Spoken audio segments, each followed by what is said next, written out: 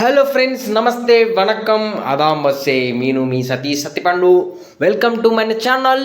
ఇప్పుడు మీరు అందరూ ఒక మంచి ప్లేస్కి పిలిచబోతున్నాను అనమాట. నాతో పాటు లాస్ట్ వరకు వచ్చేయండి, సబ్స్క్రైబ్ చేయండి, కామెంట్ పెట్టండి. మీరైతే వెళ్ళినట్లయితే బిర్లా మందిర్ తప్పకుండా కామెంట్ చేయండి. మీరైతే వెళ్ళినట్లయితే చూద్దాం ఎంతమంది అయితే బిర్లా మందిర్ని చూసారో, సరేనా? అంతలోపు మనం ఒక లైఫ్లో సన్నివేశం జరిగినటువంటిది మనం డిస్కషన్ చేద్దామా? చేద్దాం.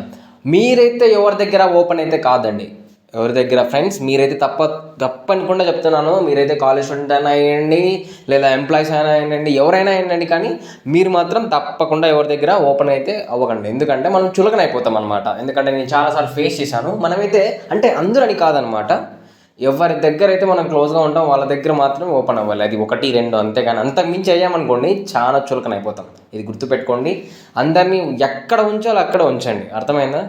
ఎక్కడ ఉంచాలో అక్కడే ఉంచాలి. లేదంటే వాళ్ళు మీరు చెప్పినటువంటి పాయింట్ పట్టుకొని మిమ్మల్ని టార్గెట్ చేసేదో, లేకుంటే మిమ్మల్ని అదే సంథింగ్ ఆ పాయింట్ ఏమైనా మాట్లాడుకున్నప్పుడు ఆ పాయింట్ తీయడమో, మిమ్మల్ని డౌన్ చేయడానికి చూడడమో అలా చేస్తూ ఉంటారు. అంతే ఫ్రెండ్స్, మనుషులు అంతా అలాగే ఉంటారు, సరేనా? చీప్ మెంటాలిటీ దీన్ని. అందుకే భగవద్గీత వాళ్ళు, ఇస్కాన్ వాళ్ళు, ప్రభు వాళ్ళంతా ఏమనుకుంటారంటే ఇది ఒక మెటీరియల్ వరల్డ్.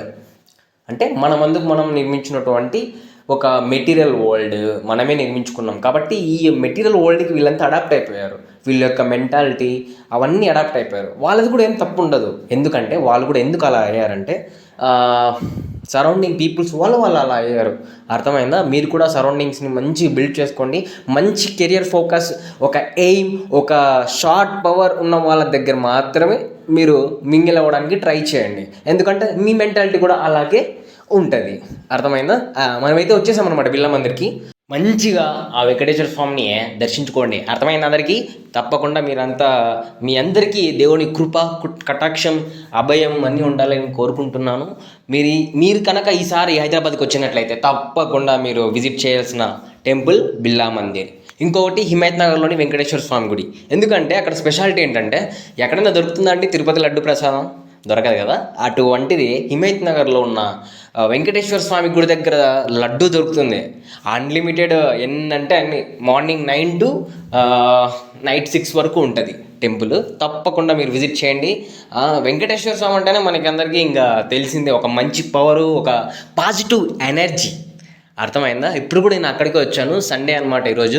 అలా చూడండి, చాలా మంది ఉంటారండి సండే అన్నంత, చాలా మంది ఉంటారు. ఇంకోటి ఏంటి తెలుసా? సండే మాత్రం మీరు నాన్ వెజ్ తినకండి. ఎందుకంటే స్పెషల్ డే అనమాట అందరికీ. మన అందరికీ ఒక స్పెషల్ డే ఏంటంటే సండే. అర్థమైందా? ఇంకోసారి వచ్చేటప్పుడు మంచి వీడియోతో మంచిగా అలరించాలంటే నాకు మాత్రం దీనికి వీడియోస్కి లైక్ కొట్టి, సబ్స్క్రైబ్ చేసి, కామెంట్ కొట్టాలి. అట్లయితేనే మీకోసం మంచి వీడియోస్ చేస్తాను. లేదంటే ఇంకోసారి చేయలేకపోతున్నాను. అందుకే అండి, మీ సపోర్ట్ కావాలి కదా, కొత్త ఛానల్ కదా. అందుకు మీ సపోర్ట్ అయితే తప్పకుండా పెడతారనగా. అర్థమైందా? చూసారా, మీరు వచ్చేసారు బిర్లా మందిర్కి. నేను మిమ్మల్ని ఎక్కడికో పిలుచుకుపోయి ఎక్కడికో చూపిద్దాం అనుకున్నాను. కానీ ఏం చేస్తాం చెప్పండి, అక్కడ సెక్యూరిటీ గార్డులు ఉన్నారు కదా, వాళ్ళు అస్సలు పంపించలేదు. ఎందుకో మరి.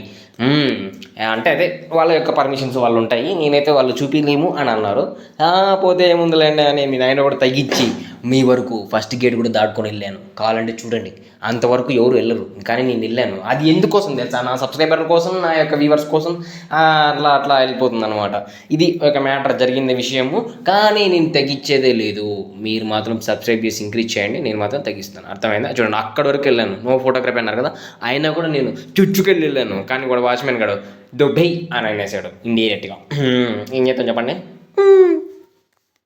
చూసారా అక్కడ ఎంత బాగున్నాయి గద్దలు. మనం వెళ్ళినటువంటి మన యొక్క పాద స్పర్శతో అలా డైలాగ్ ఏం లేదులేండి. అట్లా ఎప్పుడు అక్కడ గద్దలు ఉంటాయన్నమాట. గద్దలు అదే పాజిటివ్ వైబ్రేషన్స్ ఎక్కడ ఉంటాయో అక్కడైతే పక్షులు వీటి కోసం వస్తాయి. అది ఇంకోటి ఏంటంటే, నీ దగ్గర పాజిటివ్ వైబ్రేషన్స్ ఉంటే ఒక డాగ్స్ కూడా వస్తాయని అంటారు. అది కూడా 100% నిజమే అండి. మన దగ్గర ఎప్పుడైతే పాజిటివ్నెస్ ఉంటుందో అప్పుడు లైఫ్ కూడా బాగుంటుంది. అన్ని జంతువులు, అన్ని యొక్క ఎన్విరాన్మెంట్ కూడా మనకి పాజిటివ్గా సపోర్ట్ ఇస్తుంది.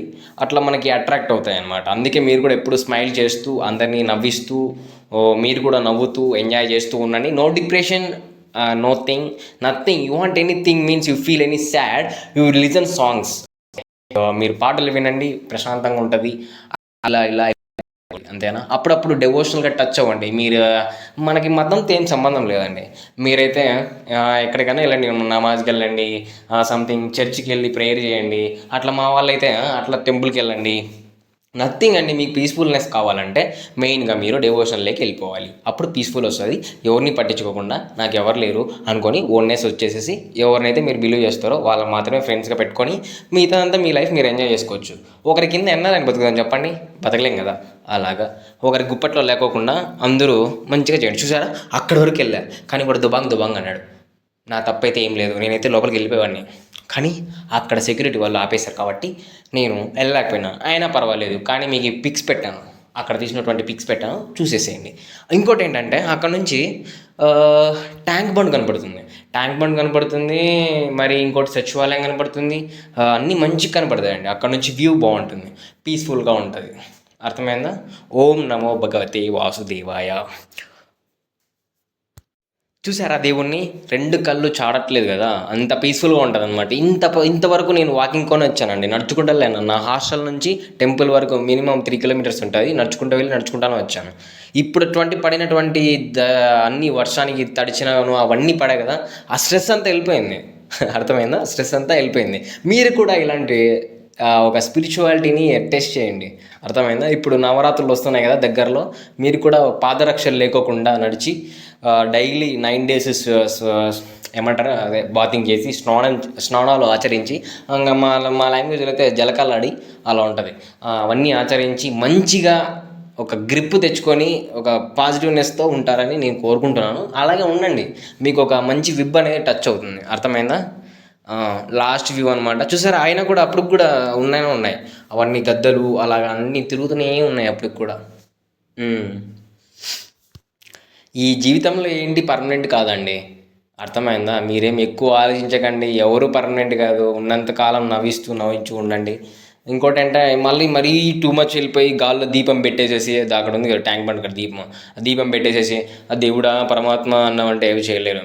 మీరు కూడా మీ 10% దేవుడు ఇస్తానంటే మీరు 80% 90% అన్న పెట్టారంటే మీరు అనుకున్నదే సాధిస్తుంది, అనుకున్నది జరుగుతుంది. అర్థమైందా? అలాగా లాస్ట్లో సమోసా తినేసేసి ఇక మన దారి మనం పట్టేసినాం. అర్థమైందా? మరి వచ్చే వీడియోలో మంచి వీడియోతో కలుస్తాను. ఉంటాను. Bye bye, tata. సబ్స్క్రైబ్.